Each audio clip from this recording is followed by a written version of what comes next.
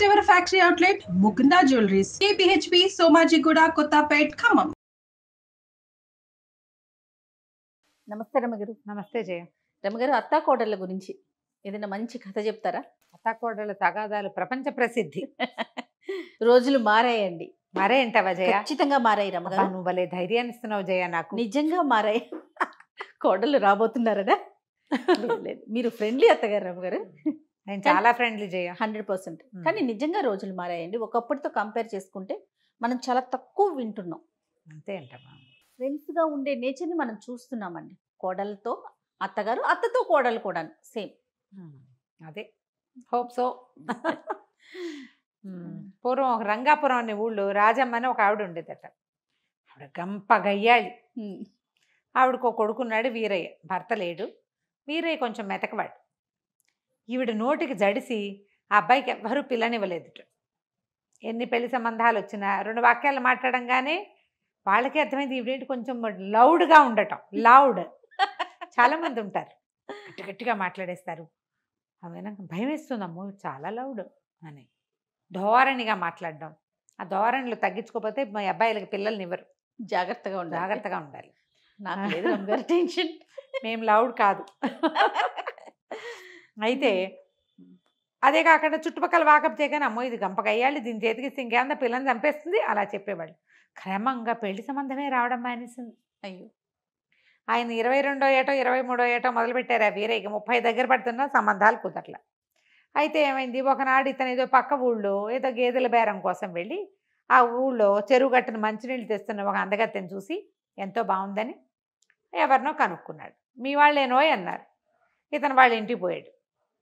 మీ అమ్మాయిని నాకు ఇచ్చి పెళ్లి చేయండి అని అడిగాడు. అడిగేసరికల్లా ఆ పిల్లని లోపలికి మజ్జిగదేమ్మా అని లోపలికి పంపించి వాళ్ళ నాన్న చెప్పాడు, బాబు మీకు తెలుసో తెలీదోనండి, మా పిల్ల బ్రహ్మరాక్షసి. ఈ ఊళ్ళో అది పొట్టాడని వాళ్ళు అది తిట్టని వాళ్ళు ఎవ్వరూ లేరండి, ఆలోచించుకుని చేసుకోండి శభాష్ అనేసరికల్లా ఇతనికి పిల్లేమో నచ్చింది. గయ్యాళమ్మ అలవాటే వాడికి. తెలుసా వాడికి వాళ్ళ అమ్మ గయ్యా? తెలుసు. తెలియకేందుకు, తల్లుల గయ్యాళతనం పిల్లలకి తెలియకుండా ఎందుకు ఉంటుంది? వాళ్ళ అమ్మ కాబట్టి భరిస్తారు, యాక్సెప్ట్ చేసేస్తారు కదా రమ్మగారు. ఆడపిల్లలైనా మగపిల్లలైనా తమ తల్లుల లౌడ్నెస్ని ఒప్పుకుంటారు వాళ్ళు. అలవాటు అంతే. ఇంకా కసిరేస్తూ ఉంటారు. తల్లి మీద ప్రేమ ఉంటుంది కదా జయ, తల్లులతో సన్నికర్ష ఉంటుంది. అయినా గయ్యాళి వాళ్ళు పిల్లల్ని కసురుతారు కానీ మరీ అంత గయ్యాళిగా ఉండరు, బయట వాళ్ళతో ఎక్కువ ఉంటారు. అక్కడి నుంచి ఏమైంది, ఇతను పెళ్లి చేసుకుంటానన్నాడు. పర్వాలేదు పెళ్లి చేసేయండి, మీ పురోహితుడిని పిలవండి అంటే సరే ఏం చేశారు, సాయంకాలం మంచి ముహూర్తం ఉందని ఇంకా అమ్మలేదు ఏం లేదు, పెళ్లి చేసుకున్నాడు. చేసేసుకుని ఆ పిల్లని తీసుకొచ్చాడు. ఆ పిల్ల పేరు ఇందిర. తీసుకొచ్చేసరికల్లా ఆవిడ ముందు నిర్ఘాంతపోయింది. ఎవరెవరా ఇంత పని చేస్తావా అంది. కానీ తర్వాత ఏమనుకుంది, పిల్ల అయితే చక్కని చుక్క, ఎక్కడా సంబంధాలు రావట్లేదు, ఫోన్లే పిల్లాడి పెళ్లి కావద్దు, సరేలే అని ఊరుకుంది. 1 నెల రోజుల పాటు కోడల్ని బాగా ముద్దుగా చూసుకుంది. ఆ అమ్మాయి కూడా వాళ్ళ అమ్మ నాన్న చెప్పి పంపించారు, అణిగి మణిగి పడి ఉండవే, ఇప్పుడే పెళ్ళయింది నీకు, లేకపోతే పెళ్లి కూడా అవ్వదు, నీ పేరు తెలిసి ఎవరు రావడం లేదు అని అమ్మ నాన్న కొంచెం నచ్చ చెప్పారు. ఈ అమ్మాయి 1 నెల రోజులు ఆగింది. ఆ తర్వాత అంటే అంటే చిరాకులు పరాకులు బిసుకులు కసుకులు నానా గందరగోళం. అత్త కోడళ్ళు. ఇతను ఎక్కడికైనా వెళ్ళి ఇంటికి వస్తే వంట అయ్యేది కాదు. మీ అమ్మతో పెట్టించుకోమనేది ఆవిడే. నీ పెళ్ళం ఏం చేస్తుంది, కూర తీసుకొచ్చావు కదా అంటుంది ఈవిడే. కొట్టుకు చచ్చిపోయేవాళ్ళు. ఈ సందట్లో ఇతనికి అన్నం పెట్టేవాళ్ళు కాదు. ఈ అమ్మాయి పొయ్యి మీద బియ్యం పెట్టి అవతలకి వెళ్తే ఆవిడ మాడినా దింపేది కాదు. ఆవిడ కూరేసి యువతలకు వస్తే అది తగలడిపోయినా ఈ అమ్మాయి మాట్లాడేది కాదు. ఇలా చేసేవాళ్ళు. తిండి దొరికేది కాదు, విసుగు పుట్టిపోయేది. కానీ అతను సహజంగా మెతకవాడవటంతో వాళ్ళిద్దరూ ఏం చెప్పినా ఏం మాట్లాడినా గొడవకి దారి దిగన మా అమ్మతో ఏమిటి ఇలా అన్నవుట అని ఆవిడని అడిగేవాడు కాదు, దాని ఎందుకే అమ్మ అలా అన్నవుట అని అమ్మని అడిగేవాడు కాదు. ఇద్దరూ అలాగుండేవాళ్ళు. ఈ లోపల ఏమైంది, ఆ ఊరు పెదకామంది గారు అబ్బాయి పాము వాత పడిపోయాడు. పాము గారపోతుంటే ఇతను ఆ పాముని తప్పించాడు. వీరయ్య మగ అబ్బుకున్న పిల్లాన్ని వెనక్కి లాగేసి పాముని కొట్టేశాడు. వాడు పోయి నాన్న ఇట వీరయ్య నాకు ఎంతో సహాయం చేశాడు, కాపాడాడు అంటే అతను పిలిచి చాలా సంభావించి, బొళ్ళు గొడ్లున్నాయి వీరయ్య, ఒక ఆవును తోలుపో అన్నాడు. ఒక గొడ్డు అని చెప్పాడు. ఇంటికి వచ్చి అమ్మాయి పెదకామంది గారి దొడ్లో ఇంచి ఒక గొడ్డును తోలుకెళ్ళమన్నారే, వాళ్ళకి ఆవులు ఉన్నాయి గేదెలు ఉన్నాయి, ఏం చేయమంటావు అన్నాడు. అనగానే తల్లింది ఆవు ఎంతో మంచిది, శ్రీ మహాలక్ష్మి, ఆవును దొలుకురారా అంది. వెళ్ళామంది ఆవు పాలు పల్చగా ఉంటాయి, పెరిగి ఏం బాగోదు, తట్టట్లాడుకుంటూ ఉంటుంది, ఇంత వెన్నైనా రాదు, గేదె పాలు బలం. మనం కూడా చెప్పుకుంటాం ఇవి. ఆవు పాలు పల్చను కదా, అవును. ఆరోగ్యం సంగతి పక్క పెట్టు. గోవు శ్రీ మహాలక్ష్మి అంటుంది అమ్మ. గేదె బలం, గేదె పాలు బలం, గేదెకి వెన్న వస్తుంది, గేదె పాలు అయితే ఏముంది అంత వెన్న వస్తుంది, నెయ్యి కొనుక్కోబడలేదు. చెంబెడు పాలు ఇచ్చిందంటే బయట ఎవరికైనా పోస్తే 10 రూపాయలు కూడా వస్తాయి.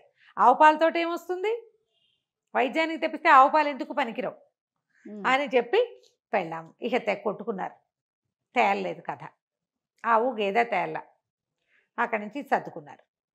మర్నాడు కామంది గారు పొలం నుంచి తిరిగి వస్తూ, ఏరా వీరయ్య గొడ్డుని తీసుకెళ్తామని అన్నావు కదరా అనేసరికల్లా ఇతను అన్నాడు, బాబు మా ఇంట్లో తగదా అండి, ఆవా గేదె అని కొట్టుకుంటున్నారంటే, గేదెలు ఎక్కడవిరా, గేదెలు ఇవన్నీ ఆవులే ఉన్నాయి, రేపు తీసుకుపో, ఒక ఆవును తీసుకెళ్ళి నీకు ఇస్తానని ఇంట్లో కూడా చెప్పాను, నువ్వు వెళ్తే ఒక 2 గడిమొప్పులు కూడా ఇస్తారు, జనపకట్ట ఉంది అది కూడా తీసుకుపో అన్నాడు. ఇంటికి వచ్చి అమ్మ కామంది గారింట్లో గేదెలు లేవుటే, ఓన్లీ ఆవులే ఉన్నాయట అనేసరికల్లా అప్పుడేముంది, ఇకనేమి తెల్లటి ఆవును తోలుకురారా అంది వాళ్ళమ్మ. తెల్లావేం అందంగా ఉంటుంది, నల్లటావైతే అందంగా ఉంటుంది, నల్లావు పాలు కొంచెం చిక్కగా ఉంటాయి, నల్లావుని తోలుకు రావాల్సిందే అంటుంది పెళ్ళాం. మళ్ళీ స్టార్ట్. ఏంటి నీకంత తెలిపిచ్చి అంటే, నీకు మాత్రం నలుపుకేం తక్కువ, నువ్వు నల్లగా లేవా అని కోడలు అంటుంది. నీకు నలుపెందుకు పనికిరాదు, నువ్వు మాత్రం నల్లగా లేవా, ఓకే నువ్వేమైనా పెద్ద అందంగా ఉన్నావా అని. తెలిపైతే ఏమి తెలుపు, నీకు తెలుపు కాబట్టి తెలిపే కావాలి, ఇలా కొట్టుకున్నారు. 2 రోజులు వెళ్ళల. 3వ రోజున మళ్ళీ కామంది గారు కనపడ్డాడు. ఏరా గొడ్డిస్తానంటే వద్దా నీకు వీరయ్య, తీసుకెళ్ళవేమిట్రా అన్నారు. అనేసరికల్లా బాబు ఏం చేయనండి, మా ఇంట్లో చాలా తగదా అండి, వాళ్ళిద్దరూ తెక్కొట్టుకుంటారు, మా అమ్మ అదంటుంది మా ఆవిడ ఇదంటుంది, పడలేకపోతున్నాను, అత్తా కోడళ్ళ గోల, అందుకని ఇంకా తీసుకెళ్ళలేదండి అన్నాడు. అనేసరికల్లా ఆయన అన్నాడు, నాకు అత్తా కోడళ్ళ గోల తెలియదురా, 2 పెళ్ళాల గోల తెలుసు, నాకు 2 పెళ్ళాలు ఉండటం బట్టి వాళ్ళు అలాగే కొట్టుకుంటారా, వాళ్ళు ఒకళ్ళకొకళ్ళ శత్రువు, వాళ్ళకు ఒక బలమైన శత్రువు ఉన్నాడు అనుకో, వాళ్ళు చచ్చినట్టు ఉంటారు అంతే అన్నాడు. అనేసరికల్లా ఏం చేయమంటారు బాబు అన్నాడు. ఏముందిరా, వాళ్ళల్లో వాళ్ళకి తగాదాలు పెట్టకూడదు, ఇద్దరిని లైన్లో పెట్టాలి ఒకడివే అనగానే వేరే బాగా ఆలోచించుకున్నాడు. చెట్టు కింద కూర్చొని సాయంకాలం కామంది గారింటికి వెళ్ళి బోల్డ్ ఆవులు 100 ఆవులు, వాటిలలో ఒక మంచి కపిలని తీసుకుని వచ్చేసాడు. ఎర్రగా ఉంటుంది కపిల. పాకెట్లోకి వచ్చిన ఆవును చూడగానే నిర్ఘాంతపోయారు వీళ్ళు అత్తాకోడలు. అవురవరా తెల్లటి ఆవును తోలుకోమంటే ఎర్రావును తెచ్చావేరా, నీ మొహం మండా అంది తల్లి. పెళ్ళామంది, బుద్ధి లేదు నీకు, మీ అమ్మలాగానే నువ్వు కూడా అంతే, చెప్పింది చెవినేసుకోవు అన్నది. ఆనంగానే ఏమీ లేదు, సర్రమని లేచాడు, తల్లి దగ్గరికి వెళ్ళాడు. ముందు నీకేమైనా బుద్ధి ఉందా, చిన్నవాళ్ళని శరణార్థాలు పెడతావేంటి, నా ఇష్టం, నేను ఏదో ఒకటి తెస్తా, నోరు కంట్రోల్ చేసుకో, పెద్దదాని వెయ్యవు, మర్యాదలు ఇచ్చిపుచ్చుకో, నువ్వు ఏమైనా బాగుపడతావా అంటోంది వాళ్ళమ్మ. తల్లి మాట వినని వాడు ఏం బాగుపడతావు, ఏం బాగుపడటం ఏంటి, ఏం మాట వినమంటావు, నోరు మూసుకుని ఇంట్లో కూర్చున్నావా, ఇంట్లో ఉండు, లేదా నీది నువ్వు కాచుకుని తాగు పక్కన అనగానే ఆవిడ నిర్ఘాంతపోయింది. ఎప్పుడైతే అత్తగారిని మొగుడు తిట్టాడో ఇక ఇందిర రెచ్చిపోయింది. అలా గడ్డిపెట్టు, అన్ని విషయాలకి తగుతున్న మారి ముసలమ్మ మూల కూర్చోకుండా వచ్చేస్తుంది ప్రతిదానికి, బాగా చెప్పావు ఆనంగానే గిరుక్కు నీడు తిరిగాడు. పళ్ళు రాలగొట్టేస్తాను, నేను ఆవును దేవాలో నువ్వు చెప్తావా, మగవాళ్ళ వ్యవహారంలో నీకెందుకు, పెళ్లి చేసుకున్నా ఇంట్లో వంట చేసావా కాపురం చేసావా అన్నట్టు ఉండాలి, అక్కర్లేని విషయాల్లో కనుక కలగ చేసుకున్నావంటే కాళ్ళు విరకొట్టి పొయ్యిలో పెట్టేస్తా అనగానే నిర్ఘాంతపోయింది. తల్లిని కొట్టినంత పనిచేసి ఇందిరిని నిజంగా కొట్టబోయాడు. వాళ్ళిద్దరూ నోరు చేసుకున్నారు, వాళ్ళకి అలవాట్లేదు వెనక్కి తగ్గటం, మాట విసిరారు, విసరంగానే ఇతని మీదకి వెళ్ళిపోయాడు. ఎప్పుడైతే నిజంగా కొట్టబోయాడో బిక్క చచ్చిపోయారు ఇద్దరు. నిశ్శబ్దంగా ఊరుకున్నారు. ఆవుకు పసుపు రాసి బొట్టు పెట్టండి, దొడ్లో తీసుకెళ్ళి కట్టేయండి, కాస్త గుర్తుపెట్టండి అనగానే వంతుల వారీగా చేశారు పనులు. ఆ తర్వాత నుంచి కొట్టుకోవడం మానేశారు. అతను ఉన్నంతసేపు కుక్కిన పేలలు ఏమిటి, అతను వెళ్ళాక ఇలాగ నన్ను చూసేవా అత్తయ్య మీ వాడు ఏమన్నాడు అని కోడలు, ఏమిటో వీడు ఇలా తయారయ్యాడు అని అత్తగారు. వాళ్ళిద్దరు మాట్లాడుకున్నారు. ఒక బలమైన శత్రువు ఉంటే వీళ్ళిద్దరూ ఇక కొట్టుకోరు, ఆ శత్రువు అతనే, అతనే కంట్రోల్లో పెట్టుకున్నాడు. ఆ తర్వాత ఇంకా కొట్లాటలు లేవు, గయ్యాళితనాలు తగ్గిపోయినాయి. సాగుతుంటే కదా మా గయ్యాళి, అంతే కదా కదా. ఈ కథని ప్రతి అత్తగారు కోడలు వినాలి, ప్రతి కుమారరత్నము వినాలి, అంతే, వింటే ఈ గొడవలు తగ్గుతాయి. కథ కంచికి మనం ఇంటికి. నమస్తే రమ్మగారు. నమస్తే.